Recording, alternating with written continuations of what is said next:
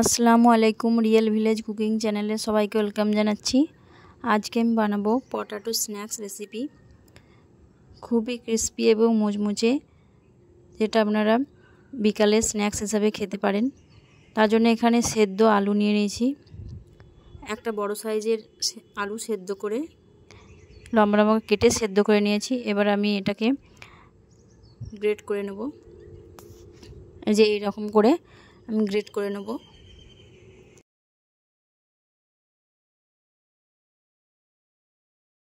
সব কটা আলু এরকম করে আমি করে নিচ্ছি। আপনারা হাত দিয়েও করতে পারেন, হাত দিয়ে করলে কোনো দানা ভাব থাকা চলবে না।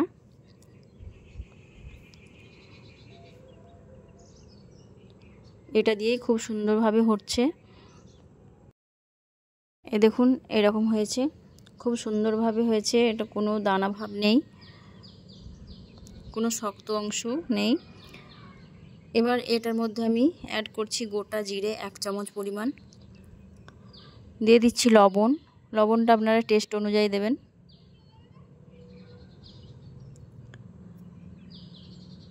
এবার এর মধ্যে দিয়ে দিচ্ছি গাজর, ছোট ছোট আমি কুচি করে নিয়েছি। দিয়ে দিচ্ছি কারি পাতা,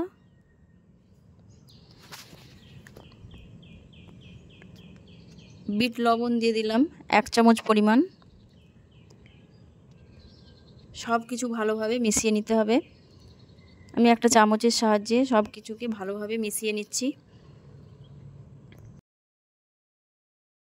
এটা আমার খুব ভালোভাবে মেশানো হয়ে গেছে।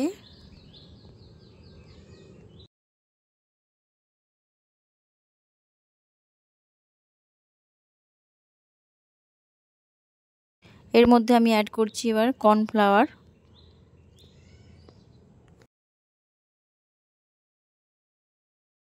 আপনারা এটা হাত দিয়েও ভালোভাবে মাখিয়ে নিতে পারেন। আমি একটা চামচের সাহায্যে এইভাবে ভালোভাবে মাখিয়ে নিচ্ছি।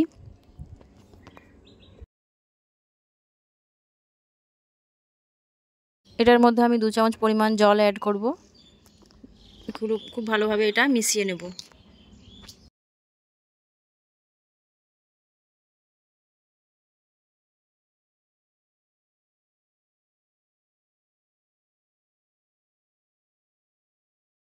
এটা খুব ভালোভাবে মাখানো হয়ে গেছে। এই যে আমি এইভাবে লম্বা লম্বা করে শেপ দিয়ে নিচ্ছি।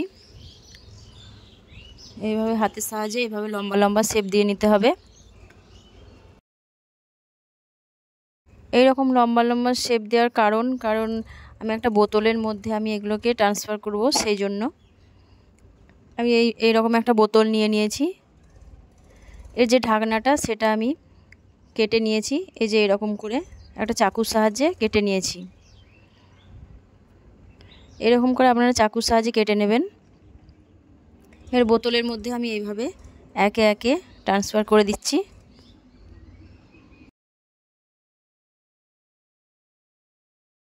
আমি সব কটা একে একে বোতলের মধ্যে দিয়ে দেবো।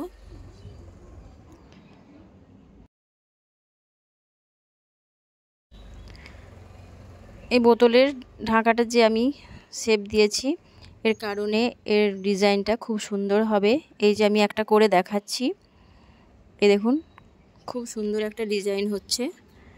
আমি এইভাবে প্রতিটা বানিয়ে নেব।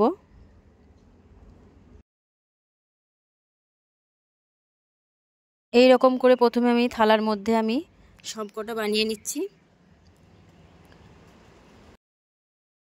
বৃষ্টির দিনে এই রকম খুবই মুচমুচে এবং ক্রিস্পি পটাটো স্ন্যাক্স খেতে খুবই ভালো লাগে। তার সঙ্গে চাটনি, খুবই টেস্টি একটা রেসিপি। দেখতেও যেমন সুন্দর, খেতেও খুবই টেস্টি। এইভাবে আপনারা বানিয়ে নেবেন, খেতে খুবই ভালো লাগবে। আমি এবারে একে একে করে তুলে নেব। এইভাবে একটা কড়াইয়ের মধ্যে তেল গরম হতে দিয়েছি, আমি এটা লো ফ্লেমে ভেজে নেব। এবারে একে একে করে দিয়ে দিচ্ছি। বিকেলবেলা স্ন্যাক্স হিসাবে খেতে খুবই ভালো লাগবে। আমরা প্রায়ই বাড়িতে বানিয়ে থাকি, বাচ্চা বড় সকলেই খেতে খুবই পছন্দ করেন। আপনারা বাড়িতে বানাবেন। খুবই ভালো লাগবে। ভালো লাগলে চ্যানেলটা সাবস্ক্রাইব করবেন নতুন নতুন রেসিপি পাওয়ার জন্য। লাইক করবেন, বেল বাটনটা অবশ্যই প্রেস করবেন, কারণ নতুন নতুন রেসিপি সবার আগে পৌঁছানোর জন্য।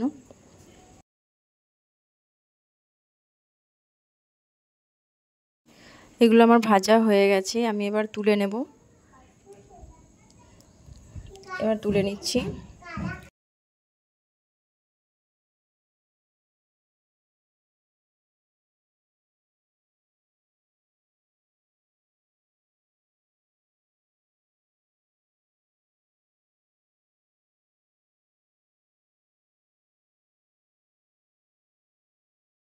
সব কটা একটা প্লেটের মধ্যে সার্ভ করে নিচ্ছি। আপনারা বিকালবেলায় যে কোনো চাটনি বা টমেটো সসের সঙ্গে খেতে খুবই ভালো লাগবে। খুবই ক্রিস্পি হয়েছে, দেখুন খুবই সুন্দর লাগছে দেখতে এবং খেতেও খুবই মুচমুচে।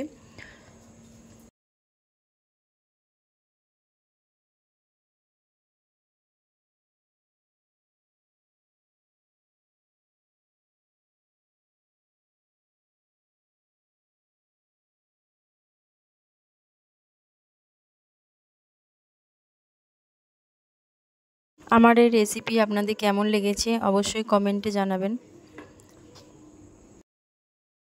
দেখুন খুবই মুচমুচে এবং ক্রিস্পি রেসিপি। আপনারা এইভাবে একটা আলু দিয়ে খুব সহজেই স্ন্যাক্স রেসিপি বানিয়ে নিতে পারবেন।